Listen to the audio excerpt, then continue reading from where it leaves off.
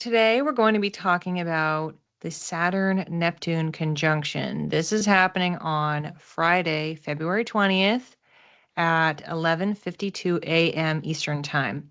This is at 0 degrees of Aries, and this is a big one. There's a lot to discuss here. So I'm doing this as a solo recording, in part because we already had plenty to talk about in my month ahead class on Insight Timer, and I wanted to really research this one a little bit more in depth, think about exactly what I wanted to say to talk about it, because there's a lot to discuss. We're talking about a conjunction. If you're like, okay, I don't know what a conjunction is, that is when two planets meet, not literally, so they're not actually next to each other. We're divided in space and time, but they are in alignment from our perspective on Earth, and they are at a distance from each other of 0 degrees. It just so happens that this event is happening at a 0 degree of a sign, but a conjunction can happen at any point in the zodiac. In essence, because both of the energies are in the same spot, you can think about it as fusing the archetypes. And in this situation, we're talking about Saturn, which is a planet of time, maturity, responsibility, boundaries, structures, long term. And Neptune, one of the outermost planets in our solar system, that is associated with dreams, intuition, spirituality, deception. It's our perception. It may be true, it may not be true. What is our reality? And when the two of those come together, one, it only happens so often because these planets are so slow moving, especially with Neptune, that it's notable enough by themselves. But keeping in mind the two archetypes, like those descriptions that I just gave, they are very different from one another. So when those are connected, it's a very interesting conversation. Now, I want to give a little bit of history. Normally I talk about this later, but I really want to set the scene more in understanding why astrologers are talking about this. Conjunctions between Saturn and Neptune happen approximately every 35 years. So for us, that means that the last one was November 13th, 1989, and it was in Capricorn. So square relative to where we are now. In order to find one that was in Aries, we have to go back to, wait for it, March 28th, 1703. So nobody on Earth was alive. Great grandparents probably weren't even alive either. That is a long time ago. So for a lot of reasons, this is an incredibly unique event. Now let's consider that this is happening at 0 degrees of Aries.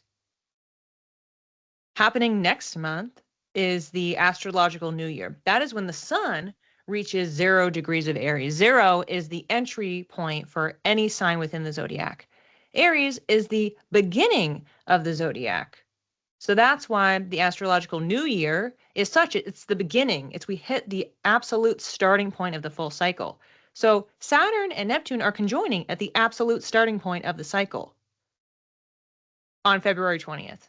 By and large, when we are talking about Saturn and Neptune conjunctions, these are known for eliciting a practical idealism. Again, that's Saturn versus Neptune. Self-doubt. So we're thinking about the long term, but then we're questioning what's real or not real, what's working or not working. As well as, on the very supportive side, a dedication to making our dreams, Neptune, into a reality, because we are Saturn putting in the work. So we can think about it as this blend between that hard work and inspiration energy, which means we have to be very, very careful, intentional about how we are harnessing it if we do so, and more on that later. With this conjunction happening in Aries, Aries is the cardinal fire sign. I mentioned before the beginning of the zodiac. It's associated, number one, with action. There's drive, there's push. We're moving things forward. We've talked about this previously with the Saturn in Aries ingress. Yay, Saturn is like, oh my gosh, you want to get stuff done? I want to get stuff done. Let's make sure that what we're building is going to last. When you have Neptune in Aries, we talked about that at the end of January. Lots of long-term collective signatures for that because it's a very, very outer planet. But what can we create? What can we initiate in the spiritual dream space? So when those are coming together, there is very intentional action, a passionate focus, and ultimately, this marker, this just blip of an event, we can view as almost a portal. It's a turning point. It is a start of something. Both are already in this sign, but to meet at the subdivision of that 0-degree mark means that they are tag teaming, like, all right, are you and I on the same page? Let's keep going, because they're both going to be in this sign at the same time as long as Saturn is in there, because Neptune will stay much longer. But for the next couple years, and this is a tag team effort of making changes in our lives, in our work ethic, in whatever area we're talking about. It doesn't have to be actual work, as well as within the collective. So some considerations are that this turning point may be broadly representing that launching pad or revisit, very important check-in for what is your spiritual practice? What psychic energetic boundaries do you have in place? Are you looking to start a routine or connect to your intuition or different spiritual modalities, astrology, human design, numerology, whatever it is, in a different way, to infuse it more within your day-to-day and your long-term, to connect it to your goals, your ambitions, your vision, your dreams? And separately, a way that you can also think about all three pieces here is it's like a mind, body, spirit check-in.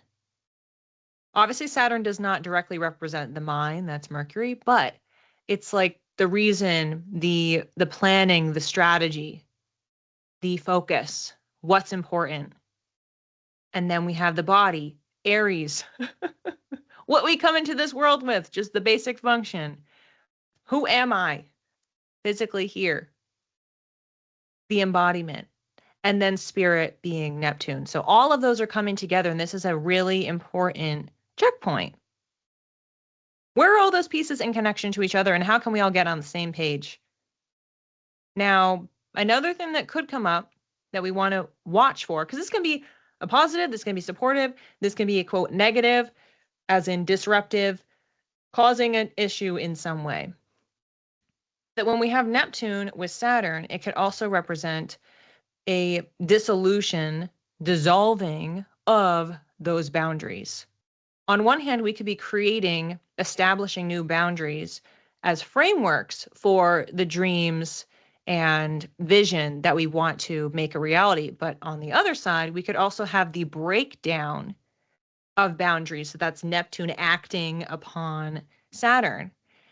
And that could be great because maybe there's walls that need to come down internally, literally, metaphorically. And it's good for those barriers to go away because they are harming the collective or us as individuals through whatever level of the mind, body, spirit. But similarly, there could be something that we think is a positive. And again, this is about the Neptunian perception. We think is a positive, but then we're going to discover later that in that long term, Saturn, there was actually deception going on. It was too good to be true, not what we thought that it was now when this opportunity came and presented itself to us. So we want to look out for really all sides of what is coming up. Of course, we cannot forget in the grander scheme here, we are in the portal for eclipse season because we've already had an eclipse earlier this week.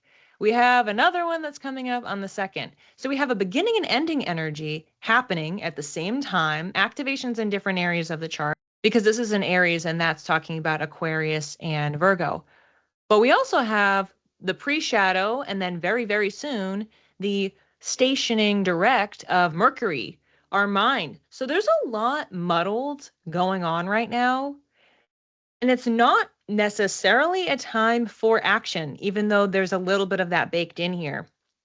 So on Friday and days leading up, days following, we can see what comes up, but we don't necessarily need to jump to do anything about it because of everything else in the landscape here, not really setting us up for necessarily the opportune moment. Now you might argue, oh, but there's beginnings in the beginnings and endings of an eclipse. Sure. But often those are thrust upon us in some way, not necessarily something that we are initiating. So we can take this whole period of time plus the Mercury reflection. We're thinking about what makes sense, what is working. And that, of course, is happening in Pisces, which is just only a sign over. So a lot of this energy is concentrated in that little corner, if you will, of our chart, and they all are in some ways in conversation but working together for us. We have to consider all of those storylines happening in tandem and how they could be informing what we think is the right decision and the steps to move forward. Now, looking at your chart, what you want to do is find 0 degrees of Aries. That is the activation point.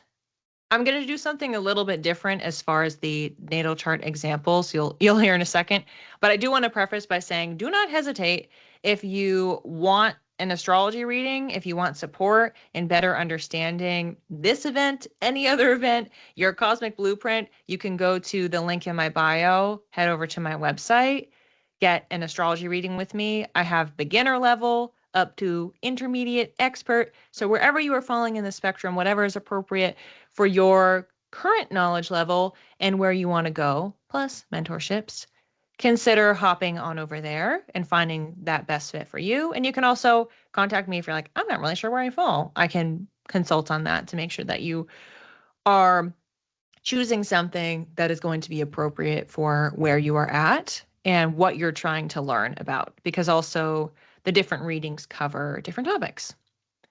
Now, once you know, when you look at your chart and you find what is at 0 degrees, and by what, I mean which house, there's going to be one house that is at 0 degrees of Aries because it's a single point. So you find that degree, it's going to be the first tick mark. It's going to be the beginning of the sign. You go straight down to the center. What are we looking at? Which house is this? If you're using whole sign, it's just whatever house is contained within all of Aries. So that's really easy to identify. If you have this astrological event taking place in your 3rd, 8th, 9th, or 12th house, then this is especially a great opportunity to really think about, consider your spiritual development journey and just learning in general. How you are communicating, how you are giving and receiving information, and how you are understanding the world around you, as well as your inner world. If you're looking to harness this event for your career or for finance, check to see if you have this happening in your 2nd, 6th, 8th, or 10th house. For relationships, 1st house would be relationship with yourself. 3rd, relationship with neighbors or siblings. 4th, with parents or your origin story. What is home to you? 5th house, for kids and your relationship with play, creativity. 7th house, those committed partnerships, anything where there's a contract, so business partnership, marriage, the long-term investment. 10th house, your relationship with authority figures. From the work side, this could be with a boss, also could be corporations, etc. And then 11th house with community, friends, networking, etc. So if you are hoping to develop in any of those areas, you obviously want to consider first, where is this actually happening? And then what I mentioned previously, we are not jumping to do anything. We're looking to see what comes up, what presents itself, one, in the collective, and two, the information that is dropping in, because we have Neptune there. That spirituality, that is insight, that is intuition. Information can come through for us. Let's jot that down, tuck it away. And then when we get out of the eclipse season and also out of the Mercury retrograde and approaching the new moon in Aries, that will be a great opportunity for us to manifest, to start turning those wheels for our new beginning.